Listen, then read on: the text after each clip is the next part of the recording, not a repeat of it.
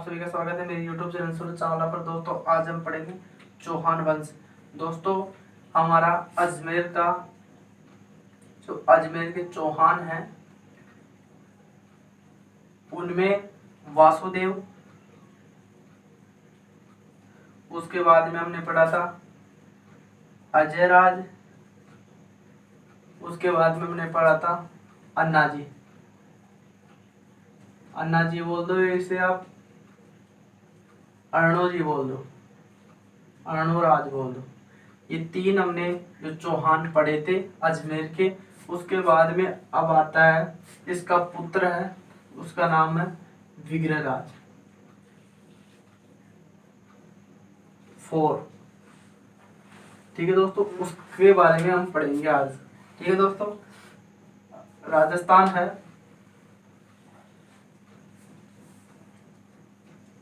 ये राजस्थान में अजमेर यहाँ पड़ता है। ठीक है दोस्तों, अजमेर यहाँ पड़ता है। उस अजमेर में अन्नाजी या अर्णराज के बाद में जो शासक हुआ उसका नाम था विग्रहराज। ये अपने उनके पुत्रों में सबसे शक्तिशाली था और इन्होंने अपने जो प्रतिद्वंदी भाई थे उनको हराकर ये शासक बना यहाँ का अजमेर का। ठीक है दोस्तों, कौन बना? विग्रहराज, विग्रहराज चौहान। और इसका जो नाम है वो दूसरा नाम है विसल देव।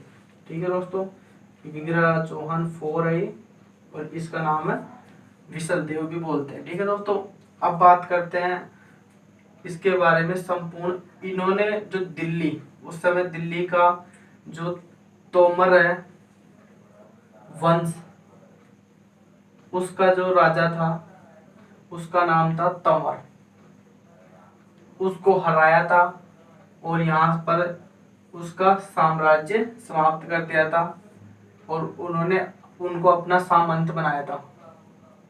ठीक है दोस्तों, ऐसा बताया जाता है कि विग्रहराज का हिमाचल से लेकर, कहाँ से? हिमाचल से लेकर विंध्याचल, विंध्याचल तक इसका क्या था? ये कर वसूलता था। ठीक है दोस्तों, हिमालय से लेकर विंध्याचल तक एक कर वसूलता था। अब इसके बारे में पढ़ेंगे, विग्रहराज के बारे में संपूर्ण जानकारी हम पढ़ते हैं। विग्रहराज,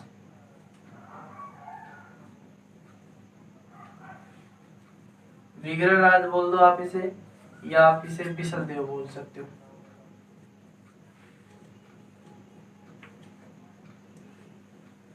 ठीक है दोस्तों, ये चौहान अजमेर का, कहाँ का दोस्तों? अजमेर। दोस्तों विग्रहराज कविता किया करता था, कविता और नाटक। ठीक है दोस्तों, विग्रहराज कविता और नाटक किया करता था। इसने अपने समय पर एक जो कवि रखा हुआ था, कवि था इसके समय में प्रसिद्ध कवि, जिसका नाम था सोमदेव। इस सोमदेव ने ही एक जो कविता लिखी वो लिखी थी, ग्रंथ लिखा। ठीक है दोस्तों, ग्रंथ लिखा वो है ललित विग्रह राज। ठीक है दोस्तों, बहुत इंपोर्टेंट ग्रंथ है। किसने लिखा था? सोमदेव ने। इनकी रुचि किसमें थी? कविता में और नाटक में। किसकी? विग्रहराज की। तो एक कविता किया करता था और इनकी कविताओं से प्रेरित होकर एक कविता हॉर्न, ये कविता इन्होंने बताया एक कालिदास, कालिदास है उसकी होड़ करने वाला कवि है। ठीक है दोस्तों, उसके बाद हम पढ़ते हैं विग्रहराज ने एक नाटक लिखा। कौन सा नाटक लिखा? एक नाटक लिखा जिसका नाम है हरिकेली। दोस्तों हरिकेली विग्रहराज ने लिखा है। उसमें जब महाभारत होती है उसके बारे में बताया गया है कि महाभारत के युद्ध से पहले, महाभारत के युद्ध से पहले कृष्ण ने, किसने, कृष्ण ने अर्जुन को बोला, कृष्ण ने अर्जुन को बोला कि इस महाभारत के युद्ध में बहुत बड़े बड़े योद्धाओं से हमें सामना करना पड़ेगा, इसलिए हमें उनको पराजित करने के लिए दिव्य अस्त्र की जरूरत पड़ेगी। वो किसके पास से मिलेगा वरदान से, शिव के वरदान से। ठीक है दोस्तों, तो क्या हुआ, दिव्य अस्त्र लेने के लिए ये अर्जुन एक पेड़ के नीचे बैठकर ये तपस्या करने लगा। ठीक है दोस्तों, तपस्या कर रहा था। तब भगवान शिव ने शिकारी का वेश बनाकर एक जानवर किसके पास भेजा, अर्जुन के पास एक जानवर भेजा। तो फिर अर्जुन ने अपनी तपस्या को छोड़कर उसकी तरफ तीर चलाया, किसकी तरफ, जानवर की तरफ। और इधर से भगवान शिव ने भी अपनी तरफ से तीर चला, दोनों की तीर उस जानवर को लगी। अब दोनों के बीच में क्या हुआ, झगड़ा हो गया कि अर्जुन बोला कि ये जानवर पे तीर मेरी लगी है, ये जानवर मेरा हुआ। और भगवान शिव बोल रहे हैं इस जानवर के तीर मेरी भी लगी है, तो ये जानवर मेरा हो गया। यही इस जो यहाँ पे जो झगड़े का संवाद हुआ है, मतलब संवाद बोलते हैं, इस झगड़े के बारे में बताया गया है जो बातें, वही उस अरिकेली में बताया गया है संवाद। और ये नाटक लिखा गया है संस्कृत भाषा में। ठीक है दोस्तों, संस्कृत भाषा में लिखा गया। और जो ये कविता विग्रहराज फोर्थ बोल दो आप इसे, ये कविता इसने जो संस्कृत का महान विद्वान था दोस्तों, विद्वान था। ठीक है दोस्तों, उसके बाद में हम पढ़ेंगे इसके बारे में और जानकारियां। विग्रहराज ने जो पशु बलि होती है, पशु बलि पर क्या लगा दी, रोक। विग्रहराज ने पशु बलि पर रोक लगाई। और विग्रहराज के शासनकाल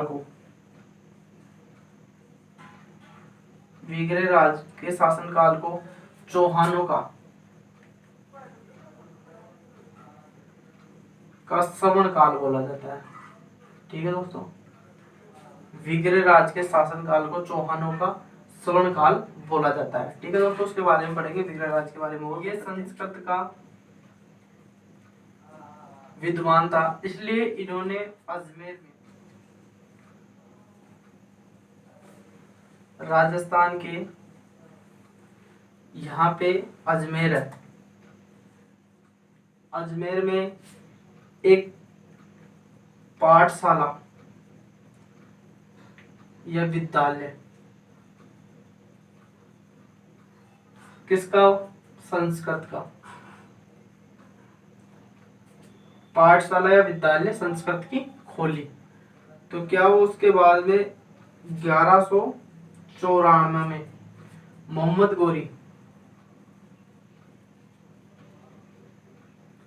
मोहम्मद गोरी का जो मुख्य गुलाम था, सेनापति था, कुतुबुद्दीन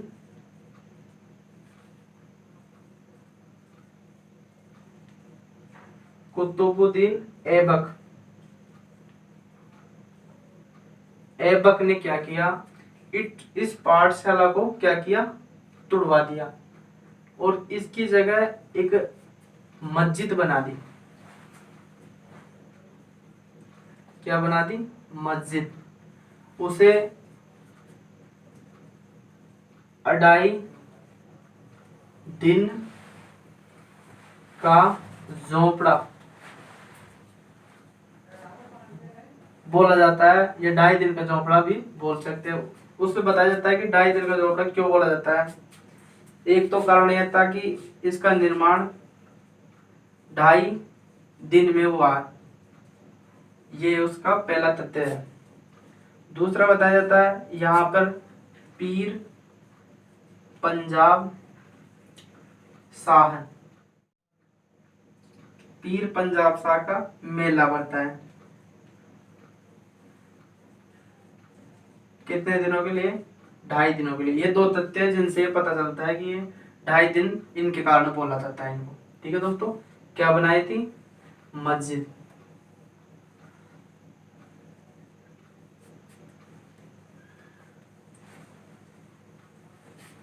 उसके बाद में बताया जाता है कि जो मस्जिद बनी थी वो राजस्थान में सर्वप्रथम पहली बनाई गई मस्जिद ही है। राजस्थान में सर्वप्रथम बनाई गई मस्जिद है। ठीक है दोस्तों, विग्रहराज कविता किया करता था, उसके कारण कवियों द्वारा, किनके द्वारा? कवियों द्वारा इसे कवि बांधव बोला जाता था। ठीक है दोस्तों, अब विग्रहराज का रिपीट मारते हैं हमने क्या कुछ पढ़ा है। दोस्तों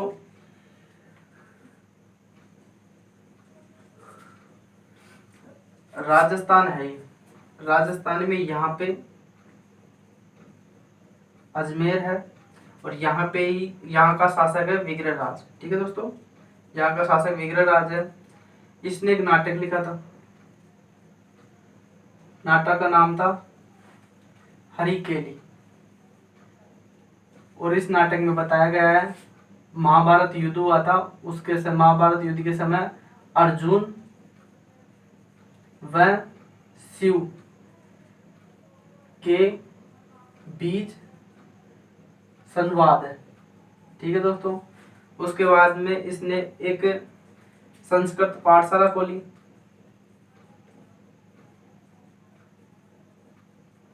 संस्कृत पाठशाला खोली, उसे तुड़वाया कुतुबुद्दीन ऐबक ने और वहां पे बना दी एक मस्जिद, जिसे 2.5 दिन का झोपड़ा बोला जाता है।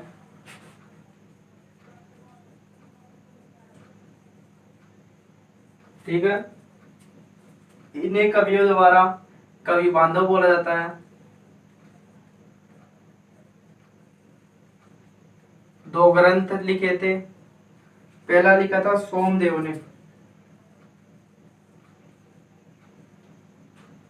जिसका नाम है ललित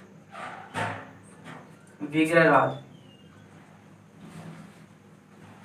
और दूसरा लिखा था नरपति नालह, जो लिखा था बिसल देव रासो। ठीक है दोस्तों, और इसे मस्जिद को तोड़ाया था 1194 में ईस्वी। यह है विग्रहराज या बिसल देव चौहान। ठीक है दोस्तों, अगर आपको वीडियो अच्छा लगे तो वीडियो को लाइक करें, अपने दोस्तों के साथ शेयर करें और चैनल को सब्सक्राइब करें और बेल आइकन को जरूर प्रेस करें। धन्यवाद।